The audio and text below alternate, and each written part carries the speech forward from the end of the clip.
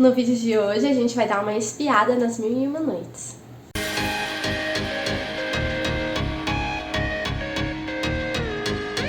Oi gente, aqui é a Kelly, do blog Kelly Vasconcelos.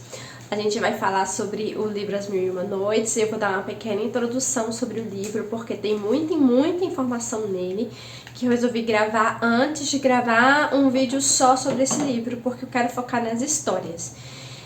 Mas antes, não se esqueça de se inscrever no canal, curtir o vídeo, porque ajuda muito o meu canal a crescer e a chegar a mais pessoas. Também, se vocês tiverem dúvidas ou comentários, é só escrever aqui embaixo, tá bom? Então vamos lá.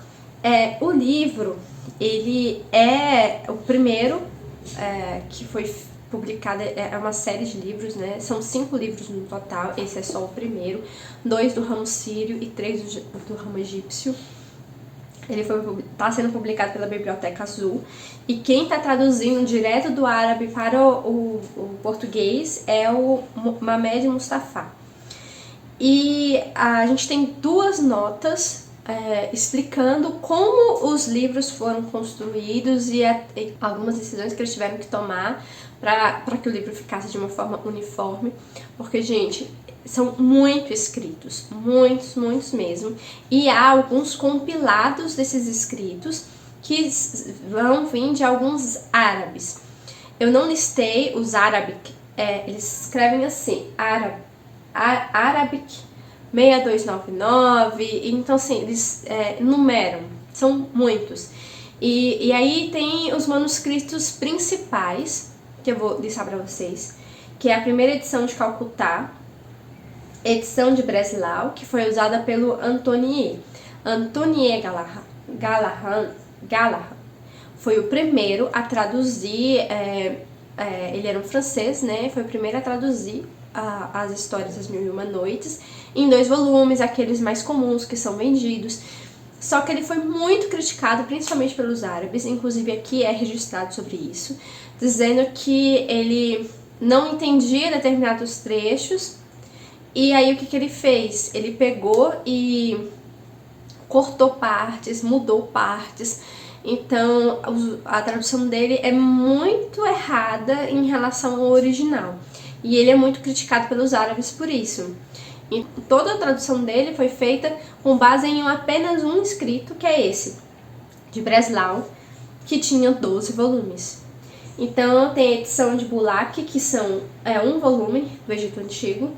E é a segunda edição de Calcutá, que é 8 volumes, e a edição de Leiden, de 2 volumes. Então, o que acontece? E todos esses 5 principais volumes de histórias, eles foram usados para a tradução desses livros. O Mustafa teve acesso a esses 12 volumes do Breslau, que foi comprado pelo Antonie. Então o Antonie comprou e tinha posse e ninguém tinha acesso, entendem? Mas aí o Mustafa teve acesso a ele. Então quando o Mustafa foi fazer e organizar tudo, ele pegava, começava a tradução e conferia em cada um deles, e conferia. Então, tipo, ele teve muito trabalho mesmo para fazer. Inclusive, a primeira nota, que é a nota editorial, ele fala um pouco sobre a pronúncia dos nomes dos personagens principais. Eu quero listar para vocês quem são os personagens principais, que é o sultão maior, que é o rei maior, que é o Shahriar. Tem o Shahsman, que é o rei menor, que é o irmão do Shahriar. Tem a Shahrazad. Eu sei que a gente fala Sherazade, mas não é a pronúncia correta. E provavelmente eu também não estou falando a pronúncia muito correta. Eles resolveram escrever dessa forma que eu estou falando para vocês, que eles achavam que seria mais fiel. E a irmã dela, que é a Dinarzad. As duas são filhas do vizir. O vizir não é dito qual é o nome dele, só falando que é vizir. Então, esses são os personagens principais do livro. O livro todo foi construído com base de muito estudo. E, inclusive, essa primeira nota editorial fala dos nomes, aí a segunda nota, que é a do próprio Mustafa, que ele explica como ele organizou cada um dos livros, e ele explica que quem começou a escrever o livro foi um árabe sírio, e o livro ele foi escrito por outras pessoas também, não só por essa pessoa, e durante alguns séculos. Então tiveram algumas guerras no meio dessa escrita até finalizar o livro. Então não foi um trabalho de uma pessoa só, e é bem complexo até entender tudo, porque alguns desses escritos que eu expliquei para vocês, que são os principais, né, os 5 principais, né, escritos, que tem compilações das histórias, eles são divididos entre ramo sírio e ramo egípcio. E o ramo sírio são os 2 primeiros volumes que a gente vai ler, que esse é o primeiro do ramo sírio, e os 3 últimos são do ramo egípcio. E diz que é assim que é organizado na realidade. Eu vou entrar agora dentro da história mesmo e vou contar até antes de começar as histórias, porque assim, acontece muita coisa e as séries que eu já vi, os filmes que eu já vi, não tem nada a ver do que está registrado aqui. Outro ponto muito importante desses livros, tem notas explicatórias nos rodapés. Então você não precisa ficar procurando um dicionário, palavras que você não entende, questões culturais. O próprio Mustafa explica ponto a ponto. Então é um livro extremamente completo. Não tem o porquê você ficar tentando achar algumas coisas fora para poder complementar. Não precisa, ele já é completo por si só. E aí vamos entrar na história. A gente tem o Shahryar, que é o sultão, e o irmão dele, Shahzman. O Shahzman começa a história com ele, não com o Shahryar. O Shahryar manda um vizir ir lá a visitar o irmão dele na província separada, onde ele tem o reino dele, convidar a passar uns dias no reino dele, porque ele tá com saudade do irmão, ele quer passar uns dias com o irmão e tal. E aí, quando o vizir chega lá e faz o convite, o Shahzman entra pra casa pra avisar a esposa que ele vai viajar e tudo mais, e aí encontra ela na cozinha, deitada com um escravo. Sim, eles estão dormindo lá, e o Shahzman fica cego de raiva, arrasta eles pelo castelo e joga eles por cima do castelo, assim, entendeu? E aí mata eles. E aí ele desce e fala pro vizir que não precisa esperar mais nada, que eles podem ir agora. E aí eles vão e ele tá naquela fossa, naquela depressão, porque ele foi enganado com um escravo. Então assim, é bem claro que nessa época havia escravos sim. Não é explicado se eram escravos em relação à cor ou qualquer outra questão, mas havia não só servos, mas escravos também. E quando ele chega no reino do irmão, o irmão recebe ele com felicidade e tal, mas ele tá lá, né, pra baixo. E aí ele começa a comer, depois não quer mais comer e começa a entrar numa depressão muito profunda. E aí o irmão dele resolve armar uma caçada pra ir junto com o irmão, pra ver se ele conta pra ele o que tá acontecendo, tá? Porque ele não quer contar o que é que tá deprimindo ele. E ele resolve não ir. E quem acaba... E aí ele fica pra trás, o irmão vai fazer a caçada e no dia seguinte que ele tá lá naquela tristeza, naquela depressão, ele fica olhando fixamente pra janela que dá pro pátio do jardim do palácio do irmão. E aí de repente a cunhada dele entra com as servas dela e tal, e do nada, quando fecha a porta e tal, eles são isolados no jardim. As próprias servas se despem e alguns que deveriam ser servas não são servas, são servos, de repente viram homens e começam a transar lá no orgia, e a esposa do irmão dele começa a gritar e chamar um escravo, que ele pula o muro e vai lá, trata ela mal mesmo, assim, sabe? E enfim, copula com ela, transa com ela lá, naquela orgia toda, e o irmão fica chocado assistindo tudo aquilo. Quando ele vê aquilo, ele pensa, nossa, meu irmão é um rei muito maior do que eu, e olha a desgraça que tá acontecendo debaixo do nariz dele, no teto da casa dele. A desgraça dele é muito maior do que a minha, então eu vou me acalmar, me regozijar e vou ficar feliz. E aí ele começou a comer e tal, e quando o irmão dele volta da caçada sozinho, ele encontra o irmão feliz, e aí ele fica feliz e quer saber o que aconteceu, aí o irmão dele não quer contar, aí ele pressiona, o irmão continua não querendo contar, até que pressiona. É muito engraçado que tem uma palavra muito específica no livro que diz imperioso. É imperioso que você me conte o que está acontecendo.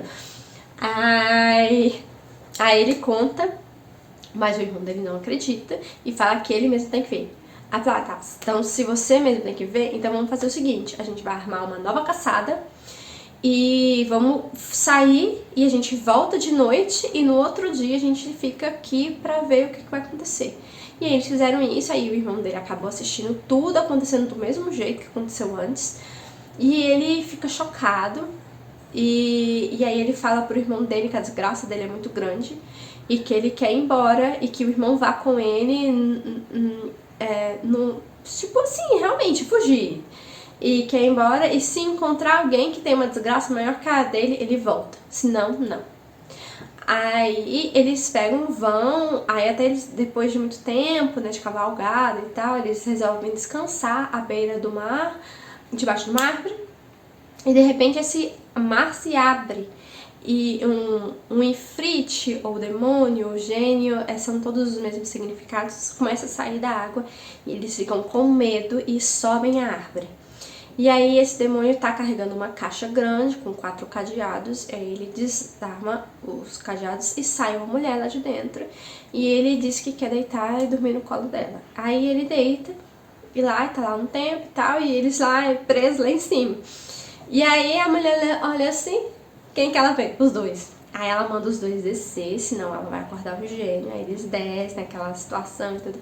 E aí ela mostra uma bolsinha com vários anéis. E ela fala que esses anéis são 98 anéis e todos eles são de uma pessoa com quem ela traiu o gênio.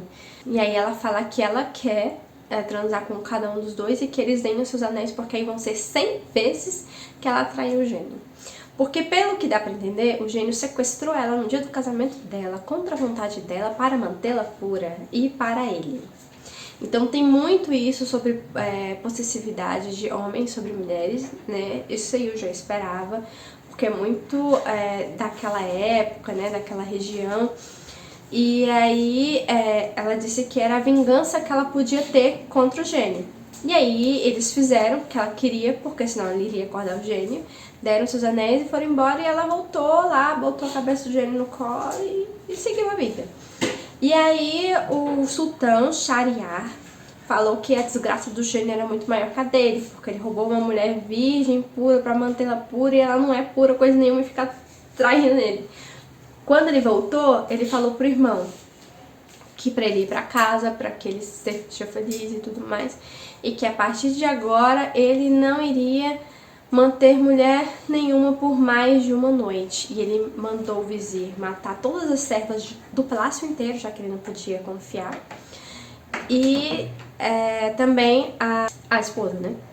E aí toda noite ele casava com uma nova. Então assim, tem algumas observações de alguns escritos que tem um rodapé dizendo que essa situação dele casar toda noite com uma e no outro dia mandar matar durou 3 anos. E disse que a população em si já estava temerosa porque era muito assassinato de mulher.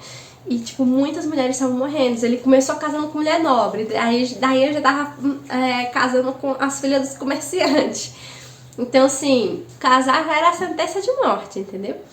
E aí a filha do vizir, depois desses 3 anos, a Shahrazad, falou que ela queria. E o pai dela não queria deixar. Falou, eu vou ter que te matar no dia seguinte, eu não posso fazer isso. Aí ela falou, não, eu quero ir sim. E aí ele conta uma história pra ela sobre o burro, o boi, o mercador e sua esposa. Uma história com sentidos e tal. E aí ela falou que se ele não levasse ela, ela iria entrar escondido no palácio e iria dizer para o rei que ele não quis que ela se casasse com um sultão. E aí ia ficar mais pior pra ele, né? Bem pior pra ele. Mas pior não, bem pior. E aí ele teve que deixar, mas ela tinha um plano, então ela chamou a irmã mais nova, que é a Dinazade, e falou pra ela que depois que o rei se saciasse nela, que ela batesse na porta pedindo pra que ela contasse uma história. E aí começa a história toda. A partir daí vão ser as histórias mesmo. Então, antes de começar as histórias das Mil e Uma Noites, tem duas histórias, que é essa do burro, do mercador e tal, e essa outra do gênio. Que não, essa do gênio, ela não é contada assim como se fosse uma história, porque diz que como na cultura deles, como envolvia pessoas muito importantes, não é tratada como uma história fictícia, e sim como uma realidade, entendeu?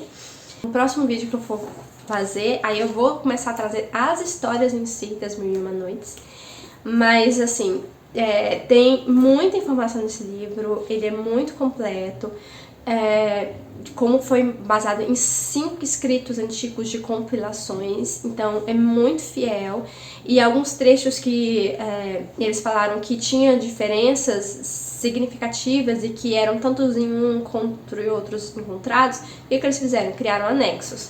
Então, eu vou mostrar pra vocês, no livro 1 de anexos, é pouca coisa, eu achei que ia ser mais, é isso aqui, isso aqui, de anexo do livro.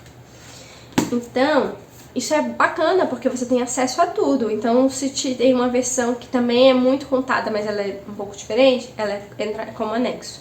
Aí a principal eles colocam dentro do livro.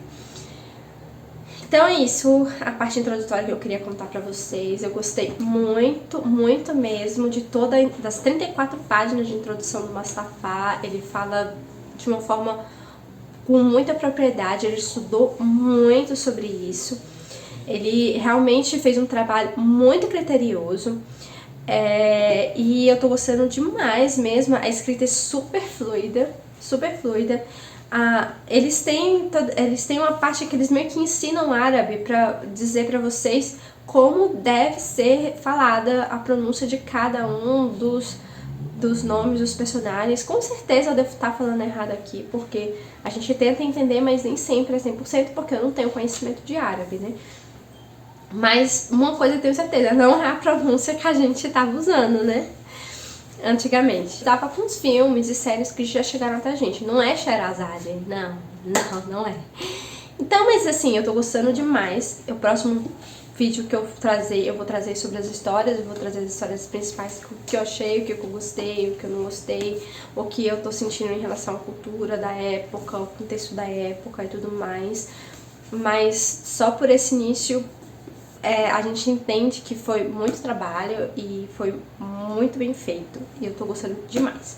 Então é isso, gente, deixa o seu comentário, deixa o seu like, se inscreva no canal se não se inscreveu, e tchauzinho, até o próximo vídeo!